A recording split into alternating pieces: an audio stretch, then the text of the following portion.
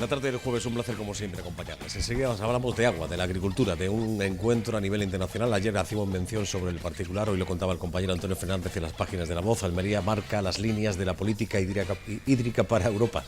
Hablamos en unos minutos con dos invitados que pertenecen, han estado presentes en este encuentro. Antes, un paseo por Venecia para comenzar la tarde. No está nada mal. No sé si han visitado alguna vez esta ciudad, la de los canales. Lo hacemos a través de la pintura, a través de 54 pinturas de 12 autores que pueden ver hasta el próximo mes de diciembre en el espacio 2 del Museo de Arte de Almería. Bienvenido y buenas tardes, Juan. Adelante. Venecia en el imaginario artístico, Joaquín, ese es el título de la exposición que se inauguraba el pasado viernes. Teníamos pensado venir, pero no pudo ser porque no hubo programa por la realización de la gala de Interalmería Televisión. Pero hablé en su día con el amigo Juan Manuel Martín y le prometí que estaríamos aquí y aquí estamos hoy miércoles. Juanma, muy buenas tardes. Buenas tardes. Esto no se puede definir, hay que venir para verlo, ¿no? La verdad es que sí, es un lujo y una suerte que la familia Vida Muñoz, Manolo Vida y Carmen Muñoz, hayan apostado por nosotros, por confiar en nosotros, para poner en valor esta parte de su colección, de su amplísima colección de pintura, fotografía, grabado, etcétera, etcétera, sobre todo de pintura del siglo XIX y comienzos del siglo XX. 45 obras monotema de la Venecia prácticamente de muchos tiempos, ¿no? Sí, la verdad es que sí, aunque no lo parezca, hay cuadros de hacia mediados del siglo XIX, vamos a seguir avanzando hasta principios del siglo XXI. El tema está en que Venecia es una ciudad mágica, es una ciudad con un encanto muy especial y que prácticamente, como se puede comprobar por la conjunción de fotografías actuales con los cuadros o fotografías más antiguas, prácticamente no ha cambiado en el tiempo. Parece que está adormecida, sí, y bueno, yo creo que además es una ciudad que cualquier persona que haya estado o no haya estado sabe perfectamente la magia de Venecia, de su carnaval, de sus canales, de sus paisajes y además la particularidad de su arquitectura, con lo cual le da un valor añadido a todas estas pinturas. Enriquece la obra el hecho de que hay óleos, acuarelas, fotos, grabados, dibujos, como diría aquel, un poquito de todo, ¿no? Sí, efectivamente. Además, el juego con la fotografía lo hemos hecho, es un juego adrede. No es una casualidad que junto con algunas de las pinturas haya al lado una fotografía actual, tan actual como que son de 2015 a 2018, que nos representa la misma vista o muy parecida. Y es ¿sirve para hacer una comparativa, digamos? Claro, eso es lo que nos va a dar la magia de decir cómo Martín Rico, por ejemplo, a mediados o casi en el tercer cuarto del siglo XIX, va a pintar una escena o un espacio que con el paso de los años nos vamos a volver a encontrar en Venecia cualquier visitante que hoy vaya a esa ciudad. Y además nos habla también un poco esa comparativa de las fotos, como algunas veces los pintores nos engañan, porque hay alguna foto que nos dice que delante de una iglesia no hay agua, que es la que están viendo ahora mismo nuestros telespectadores, y sin embargo el amigo Reina Manescau, un pintor magnífico, nacido en Coín, en Málaga, en el siglo XIX, pues pinta inventando un poco y pinta precisamente un canal delante de esa iglesia, de la iglesia de Santa María del Giglio, que nunca ha tenido agua delante. O sea, realmente es un poco un juego, todo es un juego, igual que el propio juego estético que es Venecia.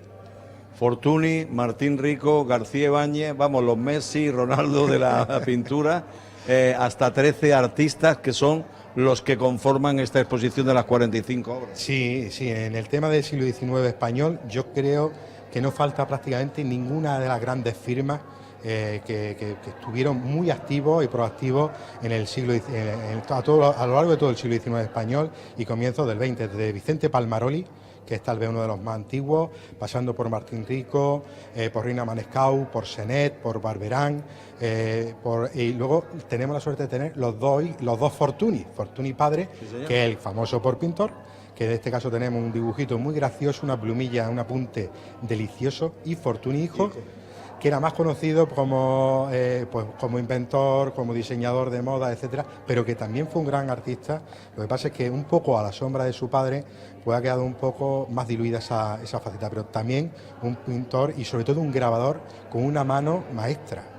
Juan Manuel, ya me lo pone iba a decir a huevo, para hacerte la siguiente pregunta, porque el otro día comentando con un amigo que iba a venir a esta exposición y hablando de Fortuny, me decía que la familia Vida Muñoz tenía, y yo no termino de creérmelo, más de 100 cuadros de Fortuny.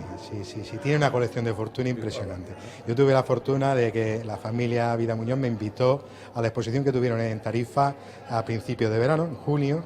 Allí tuve la oportunidad de verlo y además, por la cantidad, lo que más llama la atención de esta colección es que es algo que la hace única como colección particular en el mundo, ya no solamente a nuestro nivel más local, sino en el mundo entero. Y es que están representadas todas las facetas como pintor y todas las etapas como pintor de Fortuny, desde su inicio hasta el final de su vida, efectivamente, pasando por la estancia en Roma, por la estancia en Granada, por su paso casi que anecdótico, pero un paso al fin y al cabo por Venecia y luego sobre todo por la etapa de Portici.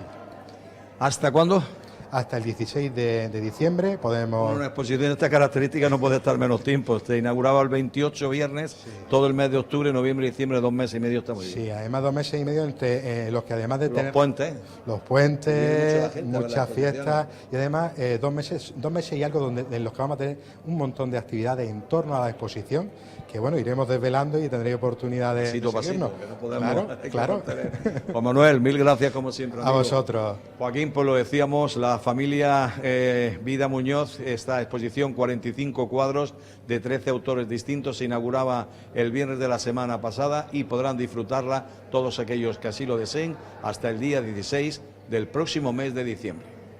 Familia Vida Muñoz, a Manolo Vida y a Carmen Muñoz, que son los que han donado esta colección, 54 obras, como digo, de 12 autores en este espacio 2 del Museo de Arte de Almería hasta el próximo mes de diciembre. Gracias, Juan Manuel Martín, como siempre. Ayer hacíamos mención, hablando con el compañero Antonio Fernández, redactor jefe de La Voz de Almería, hoy aparece en las páginas de La Voz, incluso como titular, Almería marca las líneas de la política hídrica para Europa. Hacíamos mención a este encuentro que desde ayer y hasta este viernes, hasta mañana viernes, se lleva a cabo en Almería. Es la conferencia final del proyecto Fertinova impulsado por la Unión Europea. Es un acrónimo inglés que viene a decir algo así como transferencia de técnicas innovadoras para la práctica sostenible de la fertirrigación. El mundo del agua. A todos nos interesaría o nos debería de interesar no solamente el consumo humano, sino cuando hablamos de agricultura, en una tierra donde el pilar económico, como ustedes bien saben, es precisamente la agricultura. 2 invitados han sido ponentes, participantes en este congreso. Han tenido la amabilidad de desplazarse desde Aguadulce, del Palacio de Congresos, donde se celebra este encuentro internacional, hasta este plató. Les presento en primer lugar a Dolors Roca, es del Centro Valenciano de Investigaciones Agrarias de la Generalitat de Valenciana, es ingeniero técnico agrícola. Bienvenida, buenas tardes, Dolors. Hola, buenas tardes. Bueno, soy ingeniero técnico agrícola y doctora en ciencias biológicas. Ciencias biológicas, perdón. Bueno, ¿conocías Almería, tu primera visita? Sí, no es mi primera visita. No, tu primera visita, ni mucho menos, ¿no? ¿Conoces este tierra y su evolución desde el punto de vista Sí, lo conozco porque agrícola? Lo conozco porque llevo trabajando en investigación, en horticultura, desde hace más de 25 años, y conozco el centro IFAPA y he trabajado varias veces en colaboración con investigadores de Almería, lo conozco. ¿Qué tal este encuentro? En fin, es digamos la conferencia final donde se expone, se pone encima de la mesa conclusiones y demás. Bueno, pues podemos decir que podemos estar muy contentos porque ha sido muy seguido, hemos conseguido generar pues la atención, captar la atención ante un proyecto que es muy difícil de difundir porque es muy ambicioso. Hemos estado 3 años trabajando intensamente, se trata de un consorcio de 23 socios de 10 países. Y es muy difícil coordinar este proyecto, la gran labor que han hecho los coordinadores belgas. Es un proyecto, no es un proyecto de investigación, es un proyecto de transferencia de conocimiento. Está pagado por el Horizonte 2020, la herramienta de Horizonte 2020 de la Unión Europea.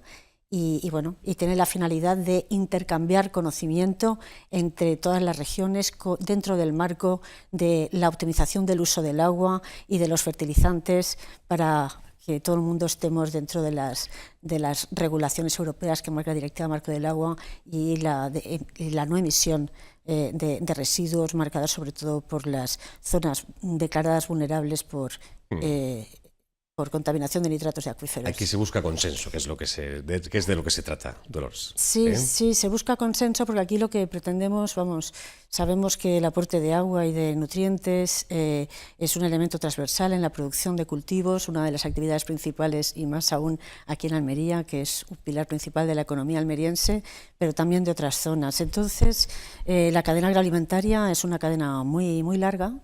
Y entonces todos los elementos y los eslabones de la cadena tienen que ser sensibles a esta necesidad imperiosa de hacer frente al déficit de los recursos hídricos. No solamente agricultores, que son el último eslabón de la cadena, si lo miramos desde abajo, sino los consumidores y entre ellos los distribuidores, las empresas tecnológicas, los centros de investigación, los centros de experimentación. Intercambiar conocimiento en una plataforma tan compleja, pues no es sencillo y creo que lo hemos conseguido de alguna manera integrar dentro de esta conferencia final. Claro. Carlos Campillo, buenas tardes, bienvenido. Buenas tardes. Este señor es del Centro de Investigaciones Científicas y Tecnológicas de Extremadura, algo parecido a lo que conocemos en Andalucía como IFAPA, ¿no? Sí, sí. Las siglas son CICITEX, ¿no? Sí. Doctor en Ingeniería Agrónoma. Sí. ¿Sí? ¿Alguna cosita más? No. Vale. ¿Suficiente con esto? Sí, suficiente. Bueno, en definitiva, y ateniéndonos a ese titular del compañero Antonio Fernández que yo decía antes, están buscando el diseño de futuras políticas cítricas en la Unión Europea, ¿no? Ese es más o menos uno de los objetivos de este proyecto europeo. Claro, sobre todo, tú antes cuando has dicho el título, has marcado mucho la palabra transferencia. O sea, uno de los objetivos muy importantes es la transferencia. Es decir, el proyecto va dirigido directamente al agricultor, a la empresa, a la que está realmente gestionando y debes gestionar perfectamente el riego y la fertilización de sus cultivos, que son al final el que tiene que mejorar y con eso va a conseguir, por supuesto, que el agua y que se haga muchísimo mejor sostenibilidad de ese agua, con lo cual es una pieza fundamental. Claro. Y también si cabe, que antes lo comentábamos, Carlos y Dolores, acabar o reducir esa brecha entre las nuevas tecnologías, los científicos, como podéis ser vosotros, y el agricultor, el día a día del agricultor, ser un poco más de contacto, más cercanos unos con los otros, ¿no? Esto también es otro de los objetivos que se ha puesto encima de la mesa. Claro, la Unión Europea está en los últimos años está haciendo mucho esfuerzo precisamente en eso, porque nos damos cuenta de que continuamente estamos viendo en televisión, en muchos trabajos de investigación, incluso se ve mucho que existe mucha tecnología, es decir, hoy en día existe mucha tecnología disponible. Lo que pasa es que hay que analizar muy bien esa tecnología, cómo llega esa tecnología al agricultor y cómo ese agricultor la puede utilizar. Ayer yo hablaba hacía el símil siempre de la escalera de la eficiencia, ¿no? Le llamo yo, ¿no? Y yo siempre pongo muchísimo ese ejemplo de que el agricultor no puede dar saltos en una escalera. Es decir, una escalera, si das saltos, si subes de 2 o 3 peldaños a la vez, lo normal es que te caigas. Entonces, hay que ir pasos cortos hacia arriba siempre te hacen subir. Y entonces, pues empezar a controlar el agua, qué agua tiene. No podemos vender a un agricultor un dron cuando no tiene un contador o cuando no sabe exactamente lo que está regando. Vamos a ir paso a paso, y entonces en ese sentido, una de las cosas muy importantes que tiene el Fertinova es que se ha desarrollado un compendio de tecnología, ¿no? Que es un poco el compendio de la fertirrigación, que lo que nos ha permitido es mostrar toda esa tecnología al agricultor, de tal manera que el agricultor en cualquier momento puede decir, bueno, yo qué tecnología tengo a disposición y puedo elegir. No es más es que llegue la persona o el comercial de turno y le venda una tecnología que a lo mejor no está adaptado exactamente a su conocimiento o a sus necesidades. ¿Es asequible económicamente hablando esa tecnología que se le ofrece al agricultor, Dolores? Bueno, en ese convenio de tecnologías, precisamente el aspecto económico de las tecnologías descritas, hemos tenido en cuenta pues el coste orientativo de esas tecnologías, ¿no? Su duración, tal. Entonces, digamos, eso si es asequible, pues depende de la escala, ¿no?, en la que estemos hablando, depende del nivel tecnológico del que se pierda, de qué peldaño se encuentra, que ha comentado muy bien Carlos, ¿no?, el agricultor. Lo que hemos hecho en este proyecto, para empezar, que era muy importante, era partir de la base de cuál es el estado actual de los agricultores en los diferentes territorios representados en este consorcio. Entonces, todo empezó con un cuestionario único, común, que se le haciendo entrevistas directas a agricultores de los territorios de los 23 socios que estamos representando. Un trabajo de campo. Un trabajo de campo muy tedioso, pero muy interesante, en el que queda patente, digamos, el contacto directo que hemos tenido con el agricultor. Con eso, lo que hemos tratado de obtener es una información real de cuáles las necesidades reales expresadas por esos agricultores entrevistados.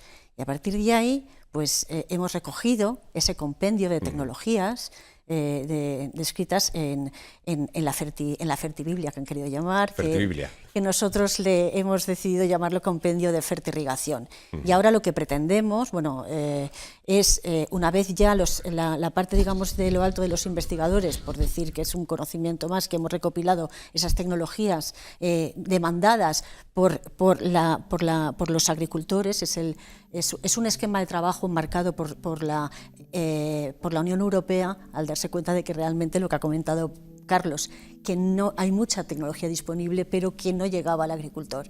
Hemos preguntado al agricultor, hemos recopilado las tecnologías y ahora vamos a traducirlas también en unos formatos que sean más legibles, más fácilmente legibles vamos, en todas las diferentes tipos de que están viendo de este encuentro internacional del cual estamos hablando desde ayer y hasta mañana en Almería, en Aguadulce, en el Palacio de Congresos y Exposiciones. De alguna forma, Carlos, ha invertido la pirámide, ¿no? Antes se miraba de arriba abajo, como antes me comentaba Dolores. Es normal y coherente preguntarles a los agricultores directamente por sus necesidades, ¿no? Claro, sí, ese es el problema, que al final la tecnología está muy avanzada, todos, incluso no solo en el agricultor, todos tenemos hoy en día móviles, etcétera, pero si la tecnología al final no resuelve nuestros problemas, no es tecnología, realmente da igual la tecnología que tengamos en la mano si no nos lo resuelven, ¿no? Entonces hay que preguntar al agricultor. Yo se lo digo muchas veces a las compañías que venden, ¿no? Si intentáis vender una cosa que no quiere el agricultor, a lo mejor lo convencéis, conseguís, entre comillas, un poco, pues vendérselo, ¿no? Pero ese agricultor no va a caminar con vosotros, no va a compraros el siguiente, eso porque no va a ser capaz de utilizarla, ¿no? Y eso, en una parte muy importante en el proyecto, esas son las barreras que hemos estado trabajando. Es decir, hemos estado analizando muchísimo por qué esas barreras que existen entre la tecnología y el agricultor y cómo solucionarlas, ¿no? Y luego ya hemos terminado, por eso ha sido un proyecto muy escalable, muy yendo de hasta el final, que es, al final hemos estado con esas tecnologías que nosotros hemos visto que pueden ser útiles, las hemos estado compartiendo en campos de agricultores, viendo cómo utilizarla y que el agricultor pueda verla como un campo de pruebas para ellos. Ayer, en la primera jornada, la del miércoles, hablabas, Carlos, bajo el título Las lagunas en la tecnología y la ley para alcanzar un uso sostenible del agua. Os pregunto también a los dos, ¿cómo se está utilizando actualmente el agua? En Almería, en fin, hemos dado un salto cualitativo, ¿no? De ser una provincia donde la escasez de agua, y sigue estando presente, evidentemente, pero para la utilización de la agricultura, de ser aprendiz, como decía el compañero de La Voz de Almería esta mañana, de ser aprendiz a ser maestro, ¿no? A ser referente de cómo se puede utilizar el agua y sacarle partido al agua, a la agricultura. Pero en términos generales, en ese trabajo de campo y en consenso con algunos de los países que están participando en este encuentro, ¿cómo se utiliza el agua en la agricultura actualmente? ¿De qué forma? Pero te refieres en el ámbito, es que es muy diferente. O sea, es que una de las cosas que hemos hecho ha sido también, a raíz de las encuestas, la comparación ante una misma cuestión, por ejemplo el uso del agua, cómo responden los agricultores del noroeste de Europa, cómo responden los del este, de la parte de cultivos central, al aire libre y bajo plástico, y cómo responden los cultivos, las regiones del sur de Europa, en la que estamos muy bien representados nosotros, y además también desde diferentes vías: cultivo protegido o cultivo al aire libre, cultivo sin suelo, al aire libre o cubierto, es decir, hay diferentes escenarios que hemos intentado cubrir en todo lo que es el abanico. ¿Cómo se utiliza el agua? Pues yo creo que podríamos decir que hemos podido demostrar que nosotros hacemos un uso bastante eficiente del agua, vamos por necesidad, porque todos los que vivimos aquí lo sabemos, tenemos que hacer frente a un recurso escaso. Y bueno, por la instalación de tecnologías pues eficientes, pues digamos que nuestros agricultores están acostumbrados, y ahí sí que es fácilmente implementable ir escalando más arriba, llegar a tecnologías aún más eficientes, ¿eh? Entonces yo creo que ahí, no sé, Carlos. Sí, sobre todo por ejemplo, muchas veces pasa la comparación entre, bueno, en el norte pues hay lluvia, no hace falta tanto regar, pero por ejemplo este año comentaban ayer que han tenido mucha sequía en el norte, incluso han tenido problemas de agua y han tenido que coger agua de otras zonas, ¿no? Y también el tema de la contaminación, ¿no? Porque al final la fertirrigación, que es al final la unión de regar y nutrir a una planta que va junto, al final el agua es el vehículo por donde va el fertilizante, ¿no? Entonces, si yo riego mal, lo que estoy haciendo es contaminando. Y entonces, al final, en nuestras zonas, como bien ha dicho antes, Dolor, que somos zonas vulnerables, tenemos que ser conscientes de que hay que manejar tanto el agua como el fertilizante perfectamente sostenible para que al final no lavemos un fertilizante a un sitio donde ya las plantas no lo van a coger y lo que estamos es contaminando. Entonces, si conseguimos todavía ajustar mucho más eso, lo que vamos a conseguir no solo ahorrar agua, sino bajar mucho la contaminación. Claro. En fin, puntos en común de 3 comunidades autónomas diferentes en la que estamos, que es Andalucía, Almería, la provincia de Almería, tú que llegas desde Valencia y Carlos de Extremadura. Si comparamos, en fin, lo hago más concreto, ¿no? Esa utilización del agua, porque claro, tanto no solamente en Almería, en Extremadura y en Valencia, la Comunidad Valenciana también hay. Pues yo creo, vamos a ver, esa pregunta, en fin, no es fácil de contestar. Hay que partir de la base, si no se explica que hay que partir de la base, que partimos de estructuras productivas muy diferentes. Con lo cual, desde ese punto de vista, pues es difícilmente comparable. Pero sí que podemos decir, como ya he dicho antes, que dentro de cada una de las estructuras, pues a diferentes peldaños de la escalera, todos estamos en la posición de ir mejorando en la optimización de los recursos hídricos. Pero claro, siempre cada peldaño pues requiere pues discusiones en el buen sentido, ¿no? Hacer un análisis crítico en el buen sentido y cada vez desde una perspectiva más ecosistémica, más teniendo en cuenta que todo tiene unos efectos, hay que tener, el agua también es útil para otras actividades.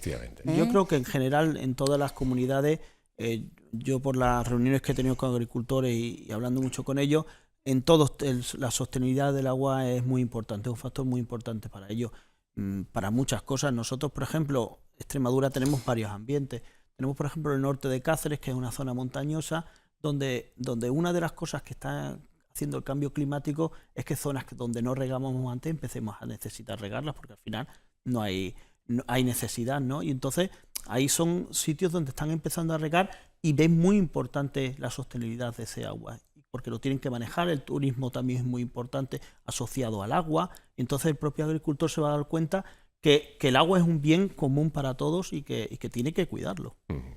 Bueno, esta es la conferencia final, como decimos, de este proyecto Fertinova, impulsado por la Unión Europea. A partir de este momento, ese consenso, esas futuras políticas hídricas para la Unión Europea, ¿qué pasa a partir de mañana, de pasado? En fin, bueno, yo creo que lo que se ha puesto muy de manifiesto en este foro, como también se está poniendo en otros, que es necesario que todos seamos muy conscientes de que realmente el cambio climático nos va a llevar a situaciones cada vez peores, ¿no?, en cuanto a la disponibilidad de recursos hídricos, y que tenemos que contar no solamente con la agricultura y lo económico, sino también con su entorno, porque nuestras vidas también dependen de todo ello. Eso yo creo que es una cuestión importante. El tema de la fertilización, que no lo hemos tratado casi aquí, estamos hablando solo de agua, y el tema de los fertilizantes es muy importante, porque la optimización de los recursos hídricos, pues digamos que estamos muy en el camino de ello. El tema de los fertilizantes, en fertirrigación, los fertilizantes van disueltos en el agua, pero son la causa principal. Si no hay un buen ajuste de los aportes en función de la demanda de los cultivos, eso se va a liberar al entorno inmediato, y eso es lo que provoca contaminación. Entonces, un control preciso de los aportes hídricos y nutritivos es fundamental, y en ese camino estamos. ¿Pero esos conocimientos los tiene el agricultor o tiene que ser un técnico el que apoya al agricultor a la hora de buena pregunta. De no contaminar de esa forma, no pasarse en el fertilizante? La transferencia de ese conocimiento necesitan ayuda, necesitamos crear una buena estructura de extensión, lo que una extensión pero muy tupida. En algunas zonas eso está más desarrollado que en otras, pues por la propia idiosincrasia del sistema productivo, como podría ser Almería, una vez más, que es aquí estamos, una agricultura muy dinámica de ciclos cortos y es un no parar, y donde todo está ubicado en la misma zona, ¿no? Entonces, digamos que el intercambio es muy dinámico. En otras zonas está más diluido. No obstante, yo creo que en todos los sitios hay que tener muy claro que todo el mundo, todos los agentes de interés, entre los que están los formadores, los extensionistas, los que aportan tecnología, técnico de cooperativa, técnicos, el intercambio entre diferentes zonas, que no hemos hablado de eso, que eso es uno de los aspectos importantes que se ha hecho en este proyecto, que es, nosotros estamos haciendo esto, lo estamos haciendo bien, pues seguramente lo estaremos haciendo muy bien, pero quizás si nos miramos a ver cómo lo hacen en otros sitios, con unas condiciones similares en alguno de los aspectos, podemos aprender. Y es lo que se pretende también en este proyecto, es crear pues como una trama de intercambio de conocimiento que permita que con esas sinergias podamos crecer más rápido.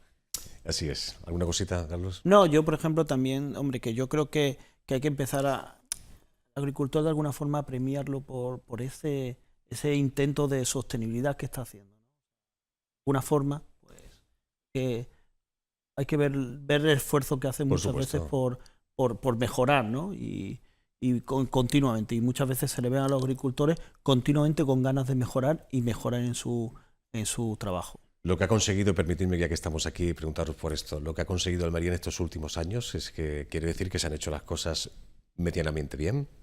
Bueno, yo creo que sí, vamos a ver, Carlos. todo es, yo creo que sí, que esto es impresionante lo que ha ocurrido en Almería. Es impresionante el cambio, que pasar de una zona de secano, ¿no? Sí. A una zona de regadío hiperintensiva, en la que se consiguieron grandes logros económicos y un desarrollo económico, pero que se dieron cuenta que realmente tenían que cambiar el sistema productivo porque estaban contaminando su zona, su vida, su casa. Y están cambiando, nos han mostrado un ejemplo clarísimo con el control biológico, ¿no? Y con esto está pasando lo mismo, y va a pasar. Yo pongo siempre el mismo ejemplo. Cuando hace 30 años se hablaba de control biológico de plagas, los que hablábamos de eso nos llamaban que éramos como unos locos. Sí. ¿Sí o no? Sí, es cierto. Es verdad. Y después ese cambio se ha producido. Pues con el tema de la fertilización sostenible Tiene que pasar algo va parecido. a pasar lo Va mismo. a pasar. Carlos, ¿nos marchamos? ¿Algo que contar, No. añadir a esto? Sí. Bueno, mañana tenéis trabajo. Hoy, digamos, las ponencias y conferencias finalizan hoy. La jornada de mañana es un poco más de, iba a decir, de ocio, entre comillas, ¿no? Salir un poco de visita, por decirlo de alguna Bueno, forma. mañana a conocer A sobre todo conocer también sobre el terreno, ¿no? Sí. Bueno, interesante también. Gracias por la visita. Bienvenidos Pues a muchas Almería. gracias por atendernos y disfrutad de encantados. Disfrutad de vuestra estancia, los ratitos de ocio libre que tengáis, ¿no? Ahora Aparte mismo, ahora. Nos iremos a cenar todos juntos. Gracias a los dos. Hasta la próxima. Vale, muchas gracias. Juan Domínguez, voy de nuevo contigo. Una nueva edición, una nueva temporada de un ciclo llamado Dulces Tardes Poéticas, donde los nombres propios de la poesía española han pasado en estos últimos 3 años y en este otoño-invierno lo van a hacer también por la ciudad de Almería, concretamente al sitio donde nos dirigimos. Puerta de Purchena, Dulce Alianza, contigo de nuevo. Adelante. Sí, Joaquín, como puedes comprobar por las entrevistas que hemos ido realizando en los últimos días, se va reactivando, se van reiniciando las actividades. Después del periodo estival asistíamos a Lema, asistíamos precisamente el otro día al inicio de las nuevas, en este caso, generaciones. Y vamos a hablar ahora de las dulces tardes poéticas que arrancan precisamente también después del descanso del verano. Aníbal, muy buenas tardes. Buenas tardes, Juan. Bueno, esta tarde se da el pistoletazo de salida, digamos, a la nueva temporada, ¿no? A la 4ª temporada ya, que parece mentira. Hace nada estábamos inaugurando y ya nos Y encontramos. las hemos vivido las 4 intensamente en Interalmería. Por supuesto, y además muy agradecido de que estéis todas las tardes aquí con nosotros acompañándonos y dando altavoz a este espacio poético. Antes de saludar al invitado, ¿hacéis la programación hasta Navidad o ya os extendéis prácticamente hasta junio del año que viene? No, hacemos programación. Ahora mismo hemos presentado programación de otoño-invierno, que lleva hasta desde octubre hasta marzo. Y después tendremos la de primavera, que irá desde abril hasta junio. ¿Con qué rompemos el fuego? Pues con José Antonio Mesa Toré y con Pablo Mazuecos, que yo creo que va a ser un éxito garantizado con este dúo, ¿no? Creo que sí, esa es la intención. De Málaga, muy buenas tardes. Hola, buenas tardes. ¿Qué tal estamos? Pues nada, muy feliz de estar otra vez aquí en Almería para ofrecer mis versos.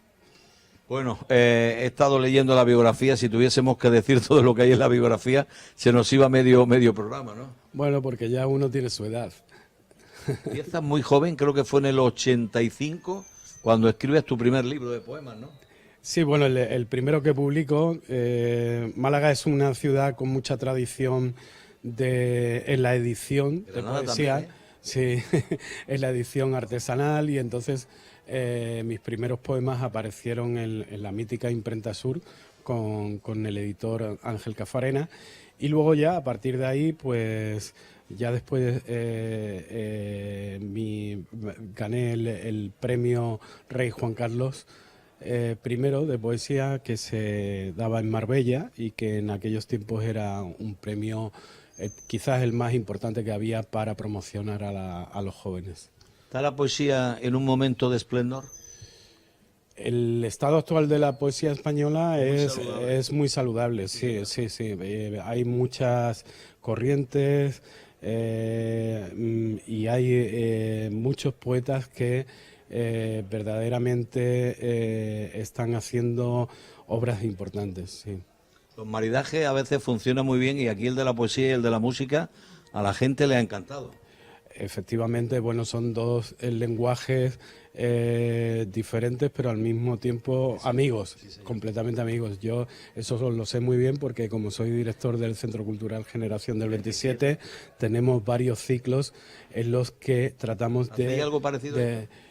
Bueno, pues tenemos un ciclo en el que aunamos el jazz con la poesía, y otro que llamamos El violinista y los poetas en el tejado. Sí. Pues como dicen en el fútbol, me has centrado el balón para rematarlo de cabeza, porque te has puesto en la boca la palabra jazz, y hablando de jazz, en Almería hay un nombre. Voy a poner con tu permiso.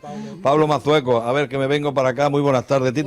Poco te puedo preguntar porque te enrolles y te come medio programa. Exactamente. Te tiene calado, por eso ya me acabas saludando y poco por eso no quería hablar. Claro, yo tampoco digo...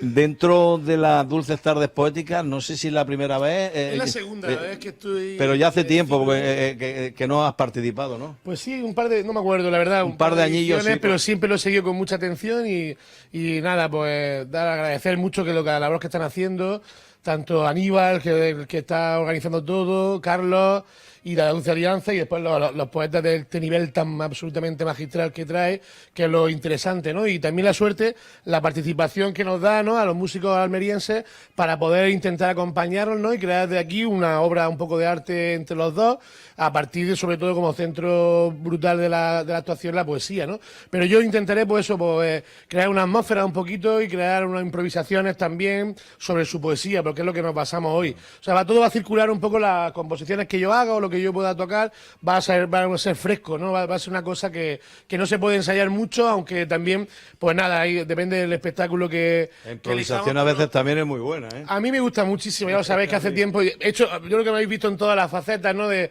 haciendo cosas más así, pero en esta creo que el sitio lo merece, el poeta por supuesto que también, y más, y creo que se puede sacar algo bonito. No te enrolles más. Pablo, que sabe que te quiero un montón. Yo también, hombre. Tienes la maquinaria ya preparada, ¿no? Te falta enchufarlo, pero bueno, ya está preparado. Gracias. Joaquín, vamos hoy contra reloj porque nos vamos ahora a la Sala Cocoro, posteriormente estaremos en Toyo Motor, va apretada la tarde, pero de momento Dulces Tardes Poéticas, nos ha atendido Aníbal García, el poeta, como decíamos, José Antonio Mesa Toré, hoy a la música todo un lujo, nuestro amigo Pablo Mazuecos. Ya lo creo que sí. Bueno, desde este jueves 4 de octubre hasta el 14 de marzo, Antonio Jiménez Millán, que será el que cerrará esta propuesta de otoño-invierno de este ciclo Dulces Tardes Poéticas. Gracias a los tres por atendernos buena travesía. Una pausa, a la vuelta, como bien apuntaba Juan, vamos a una exposición a la calle Martínez Campo donde está la Sala Cocoro. Enseguida se lo contamos. Hasta ahora.